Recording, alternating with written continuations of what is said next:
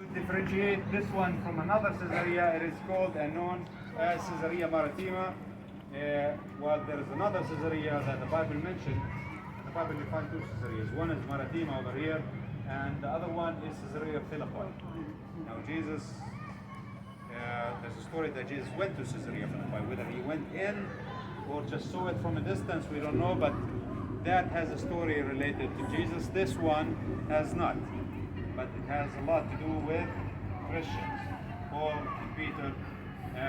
But the very beginning, this was built as why actually not a wonder that Jesus never visited the city, because this was a Greek Roman city. It was a pagan city, and Jesus was a kosher Jew. He lived his life as a kosher Jew, so he prevented going into mixed pagan cities. And that's why he never visited, for instance, Tiberias or that's why we wonder if he really went into Caesarea Philippi or just saw it from a distance and said what he said. Now, this city over here is a city that was built by Herod the father, Herod the Great.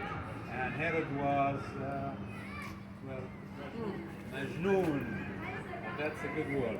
He was a Majnoon. When I say Herod, what do you remember about him? Exactly. And I wanted to say one tiny little thing, but it wasn't a tiny little thing. He wanted to kill Jesus. But the man was indeed, as history shows us over here, archaeology actually, he was a great builder. And that's why he is referred to by archaeologists and by historians as Herod the Great. He was appointed here by the Romans, and this is the way the Romans do. They choose a local monarch to be an appointed king by them, so he would be a puppet king, but he would do the job. He did actually the job perfectly over here. He knew what to do because he was appointed to be the king of the Jews on behalf of the Romans. So he was appointed by the Romans, but he was considered to be the king of the Jews. That's why he couldn't accept that there was another king of the Jews. Who was that king? And he told the Magi to tell him where Jesus was born. So he was king over the Jews because he was king over Judea's district at the beginning, but then he ruled over the whole land. He had his subjects to take care of because they were Jews, and he had his patrons in Rome to be loyal to. So he actually built things, one main thing for his subjects and a lot of things for his patrons, for his Caesar. So when I'm saying he built things for his subjects, he ruled over the Jews. He knew that the Jews, most important place for them is the house of God in Jerusalem. So he rebuilt them the temple of Jerusalem. That temple that Jesus visited was rebuilt by him. He turned it into something that, well, one of the most magnificent houses or shrines of the ancient world, according to Josephus Flavius, the historian describes that. That was Herod, a builder who built many. But although he made everything possible to be accepted by his subjects, they didn't actually accept him. They say that he took his reign like a fox, he ruled like a lion, but he died like a dog.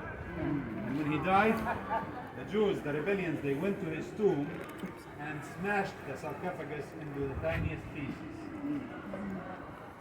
He wasn't accepted by the Jews because he wasn't actually a true Jew. He wasn't a true blood Jew because he was a son to a converted father, forcibly converted. His father was forcibly converted into Judaism. His mom, on the other hand, she was an Nabatean, she was an Arab.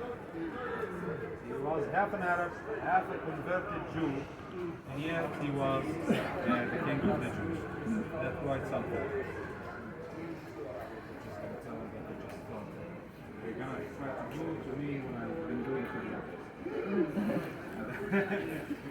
Now he, and I'm saying, I mentioned the temple in Jerusalem.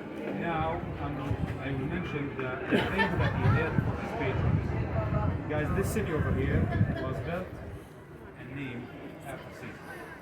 Now, if you build a city over here after Caesar, that has to be top notch, the top of the top, because it would be named after Caesar. So he came over here. There used to be a small Phoenician town called the Straton's Tower, and it was a small fisherman's town. He came over here and he decided to build a Roman city. But not any city, he decided to build a port city.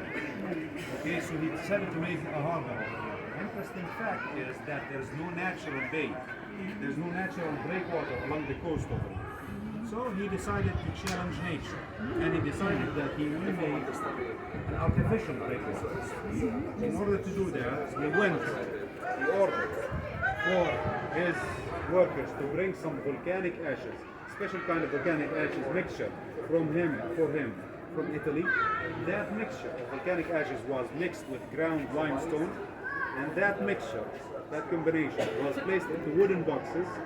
These big wooden boxes were brought to this part of the coast, and they brought the wooden boxes with a mixture. When it came in touch with the water, it turned into concrete. Big, massive concrete stones.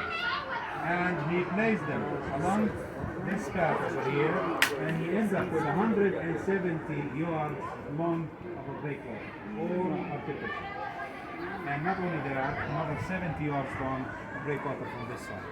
At the end, he was able to make an artificial port that will have a capacity of 100 ships inside here, out of nothing. He knew that if he wanted to control his people well, he would have to play the Roman game. The Roman game say that if you want to control your people, you have to give them bread and entertainment. So he built everything he possibly can to give the people entertainment. Theaters, amphitheaters, hippodromes for horse races, that was given to them, and to give them bread, to give them food, he had to import grains from the biggest export of grains back in the age called Alexandria. So the ships used to carry the grains from Alexandria to the port of Caesarea. Over here, he made sure to build a temple dedicated not only to Apollo but also to Augustus Caesar, because the city was built and named after him. So imagine all the ships coming from Europe and seeing the glory that was made here by Herod to honor Augustus. The temple just here, the hippodrome at this place, the theater right over here, and 120,000 people lived in Caesarea back then. That's a very large population, that's 10% of the population of Rome back then in the first century. That lasted during the Roman period until actually the second half of the second century. We believe there was a major tsunami, an earthquake that happened in the sea, and it caused for this port to start collapsing. Now it's no longer can be seen, it went all down under the sea, and if you want to see the port, that magnificent port, you have to scuba dive. That's why it appears like this over here in this water, and the port can no longer be seen. But even though the port started to collapse from the 2nd century, Caesarea continued to be an important city from the Roman to the Byzantine to the Crusaders and onwards. And we will see those periods. We are standing right here. We will start from this structure over here. We will see just a small portion of Caesarea, and we will see Herod's palace, his private house, because it's important to see what happened there. But what we will see is merely a small little portion, maybe 40% of public area. The rest of the residential area is still buried under the modern houses of Caesarea today.